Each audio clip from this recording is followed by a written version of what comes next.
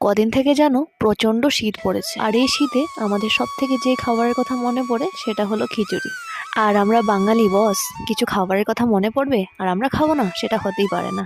সকালবেলা ঘুম থেকে উঠে আর দেরি না করে চাটা খেয়ে দাদা কেটে দিল সবজিগুলো। তারপর আমি ঝটপট করে স্নান ধান করে খিচুড়িটা বসিয়ে দিলাম। আর আজ যেহেতু শনিবার, তাই স্নান ধান করে শুদ্ধ হয়ে তো খেতেই হতো, কারণ শনিবার হলো আমাদের নিরামিষ বার। খিচুড়ির জন্য ডেকে ডালটা বসিয়ে রাইস কুকারে বসিয়ে দিয়েছিলাম চাল আর সবজিগুলো, যাতে ছটপট করে হয়ে যায় আর আমরা তাড়াতাড়ি করে খেয়ে নিতে পারি। তারপর মশলার জন্য আমি নিয়েছি জিরে বাটা, আদা বাটা ও কাঁচা লঙ্কা বাটা। আর খিচুড়ির সাথে খাওয়ার জন্য নিয়েছি 2 রকমের বাটা, যেটা হলো একটা আদা কালিজিরা বাটা আর আরেকটা হলো আমাদের খেতে ধনেপাতা বাটা। আর এই ধনেপাতাগুলো কিন্তু আমার দাদার হাতে লাগানো। আর সাথে রয়েছে মিক্স ভেজ। দেখো এদিকে দাদা এক এক করে সবার থালে সুন্দর করে সার্ভ করে দিচ্ছে, আর আমরা মজা করে খিচুড়ি খেয়ে নিচ্ছি। আর আমাদের বাড়িতে কি জানো, আমরা যখনই যে খাবারই খাই সবাই একসাথে বসে আনন্দ করে খাই, আর এই জিনিসটা আমার খুব ভালো লাগে।